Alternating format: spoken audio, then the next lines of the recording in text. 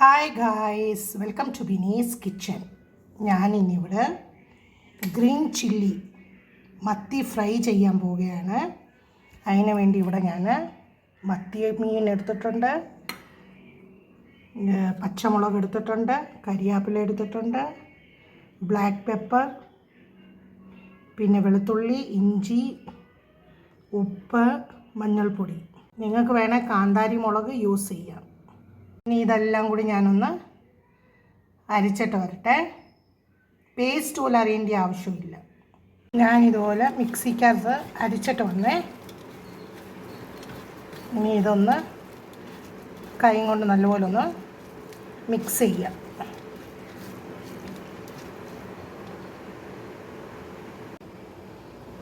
മീൻ ഇതുപോലെ നല്ലപോലെ ഒന്ന് വരഞ്ഞ് കൊടുത്തിട്ടുണ്ട്. ഇനി നമുക്ക് ഇതിനകത്തോട്ട് അരച്ച് വെച്ച് എല്ലാം കൂടി ചേർത്ത് വെക്കാം. ഇതുപോലെ അരപ്പ് നമ്മൾ നല്ലപോലെ തേച്ച് വെച്ച് മീനയിലോട്ട് ഇനി ഒരു അരമണിക്കൂർ ഇത് നല്ലപോലെ പിടിക്കട്ടെ. നമുക്ക് അരമണിക്കൂർ ഇതെടുത്ത് ഫ്രിഡ്ജിലോട്ട് വെക്കാം. അരമണിക്കൂർ കഴിഞ്ഞ് നമുക്ക് വറുത്താൽ മതിയേ. ഞാനിനി ഇവിടെ മീൻ ഫ്രൈ ചെയ്യാൻ പോവുകയാണ്. ഫ്രൈയിങ് പാൻ ഞാൻ അടുപ്പത്ത് വെച്ചു. വെളിച്ചെണ്ണയാണ് ഒഴിച്ചേ.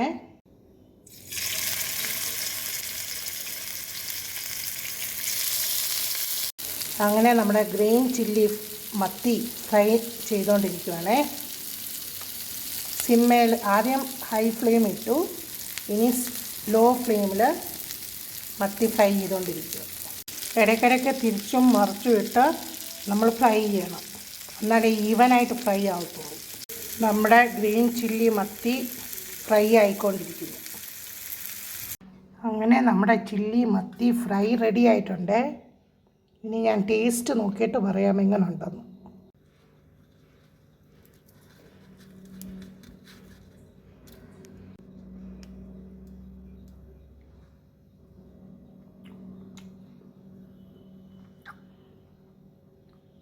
അങ്ങനെ നമ്മുടെ ഗ്രീൻ ചില്ലി മത്തി ഫ്രൈ അടിപൊളിയാണ്, സൂപ്പർ, അടിപൊളി